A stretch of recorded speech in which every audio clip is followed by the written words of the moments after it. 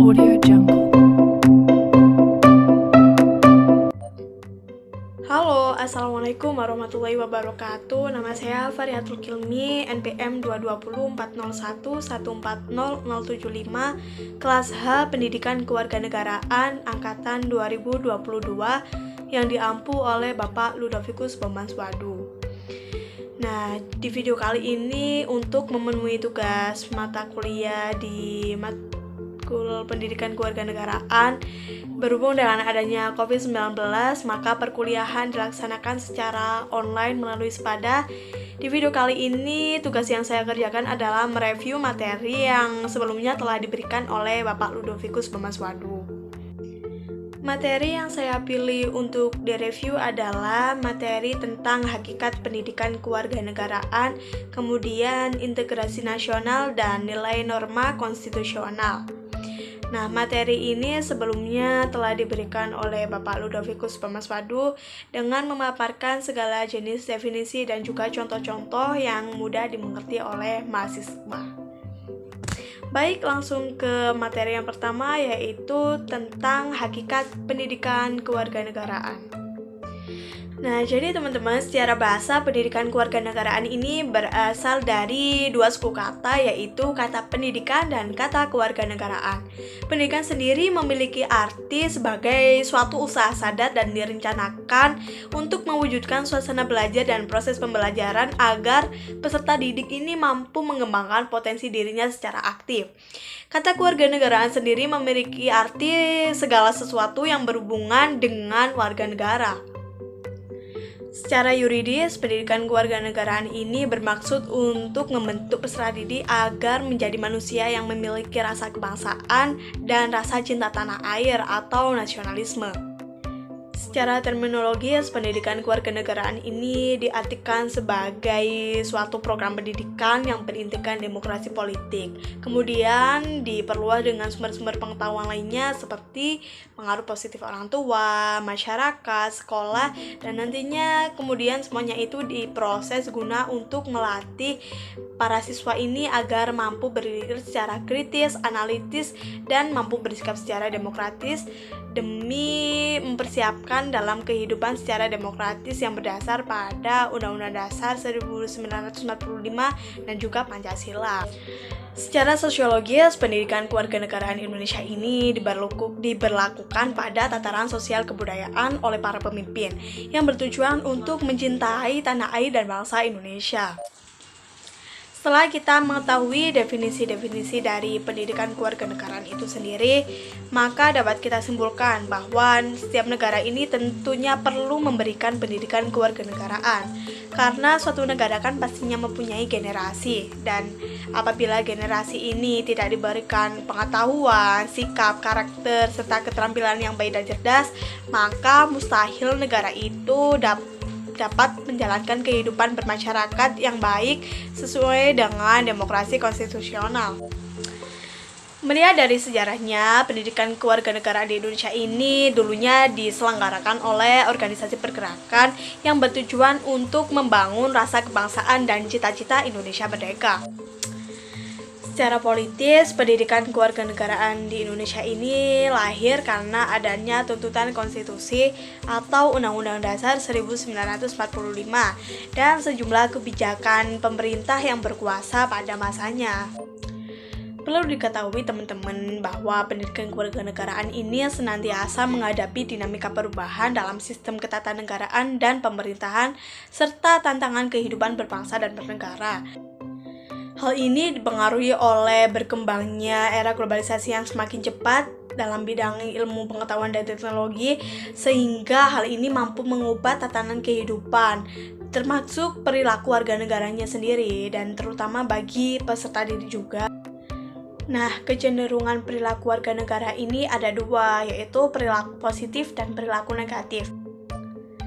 Pendidikan kewarganegaraan ini perlu mendorong warga negaranya untuk bisa memanfaatkan positif pengaruh dari iptek ini agar berguna untuk membangun bangsa dan negara.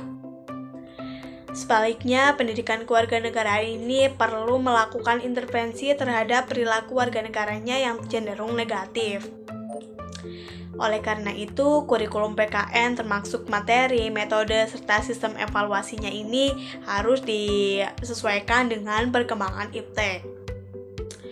Pendidikan kewarganegaraan di Indonesia ini pada masa depan sangat ditentukan oleh pandangan bangsa Indonesia, kemudian eksistensi konstitusi negara, dan juga tuntutan dinamika perkembangan bangsa. Nah, selanjutnya kita mereview materi yang kedua teman-teman, yaitu tentang integrasi nasional. Nah, dalam Kamus Besar Bahasa Indonesia ini, integrasi nasional, integrasi diartikan sebagai pembauran hingga menjadi kesatuan yang bulat dan utuh. Sedangkan nasional sendiri berasal dari bahasa Inggris kata nation yang berarti bangsa sebagai persekutuan hidup manusia.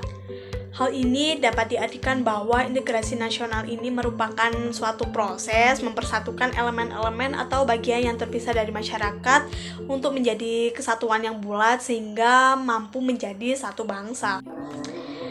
Nah, selanjutnya jenis-jenis integrasi. Jenis-jenis integrasi ini ada integrasi bangsa, integrasi wilayah, integrasi elit massa, integrasi nilai, dan juga ada integrasi perilaku atau dikatakan sebagai perilaku integratif.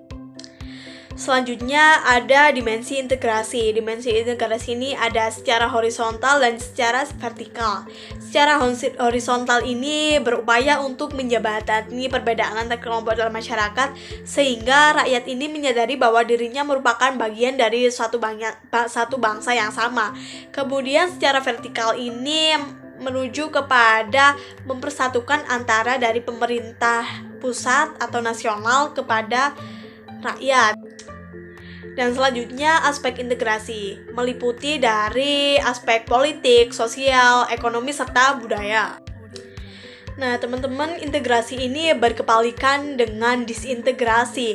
Jika integrasi ini memiliki arti mempersatukan hingga menjadi satu kepaduan, nah kalau disintegrasi ini sebaliknya berarti perpecahan sehingga mampu menimbulkan konflik seperti itu.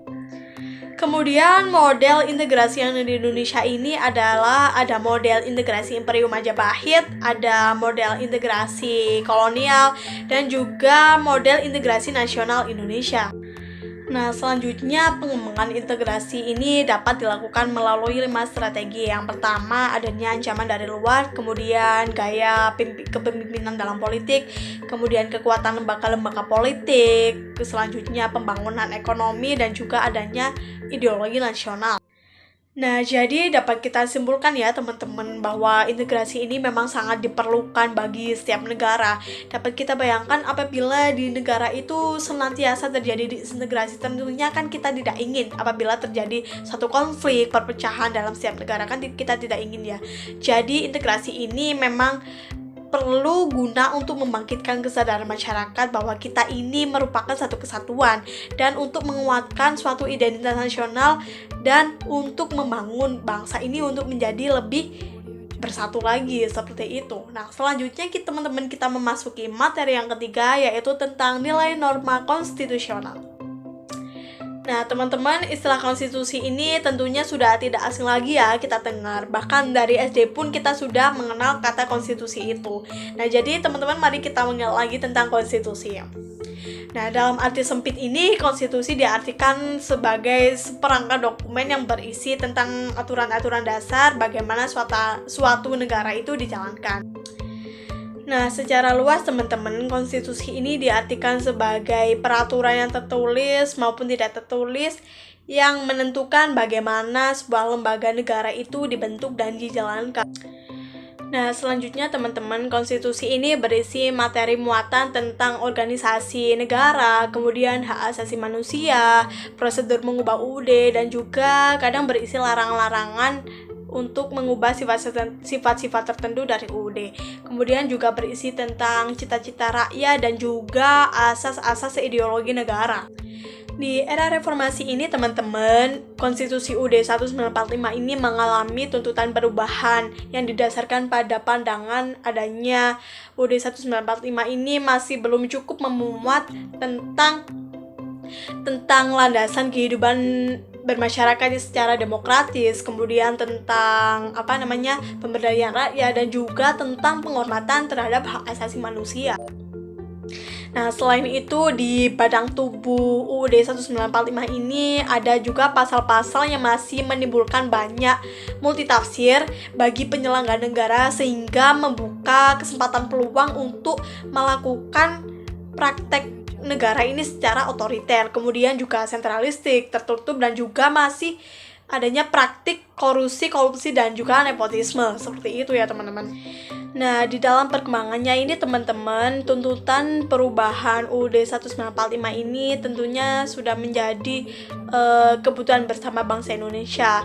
Nah, maka dari itu MPR, Majelis Permusyawaratan Rakyat ini melakukan perubahan secara sistematis dan juga bertahap. Contohnya pada tahun 1999 ini MPR melakukan sidang umum, kemudian di tahun 2001, 2002, dan di tahun 2000 ini MPR juga melakukan sidang seperti itu ya teman-teman. Jadi mengalami 4 kali sidang seperti itu. 4 kali perubahan ini tentunya harus dipahami sebagai satu rangkaian dan satu kesatuan. Dasar pemikiran perubahan UUD 1945 ini, kekuasaan tertinggi berada pada MPR, kemudian kekuasaan yang sangat besar berada pada Presiden, dan juga pasal-pasal yang terlulus ini sehingga dapat menimbulkan multitafsir. Dan kemudian kewenangan Presiden untuk mengatur hal penting sesuai dengan undang-undang dan rumusan Undang-Undang Dasar 1945 tentang semangat penyelenggaraan negara belum cukup didukung ketentuan konstitusi yang sesuai dengan tuntutan reformasi. Nah, awal mula proses perubahan Undang-Undang Dasar 1945 ini adalah pencabutan ketetapan MPR RI nomor 4 tahun 1983 tentang referendum. Pembatasan masa jabatan presiden dan wakil presiden RI ini dan ketetapan MPR mengenai hak asasi manusia mengawali perubahan UUD 1945. Nah, kemudian Undang-Undang Dasar 1945 ini menempati urutan tertinggi dalam jenjang norma hukum di Indonesia. Berdasar ketentuan ini secara normatif, maka undang-undang ini isinya tidak boleh bertentangan dengan UUD. Seperti itu teman-teman. Nah, jika undang-undang ini isinya bertentangan dengan UUD, maka menimbulkan masalah konstitusionalitas undang-undang tersebut. Warga negara ini dapat mengajukan konstitusionalitas suatu undang-undang kepada Mahkamah Konstitusi. Nah, jadi sekian teman-teman, mungkin sedikit atau banyak kita udah mulai paham lah tentang mulai dari pendidikan kewarganegaraan, kemudian tentang integrasi nasional dan juga norma nilai konstitusional. Nah, demikian yang dapat saya sampaikan. Apabila ada salah kata, saya mengucapkan mohon maaf yang sebesar-besarnya. Saya akhiri. Wassalamualaikum warahmatullahi wabarakatuh.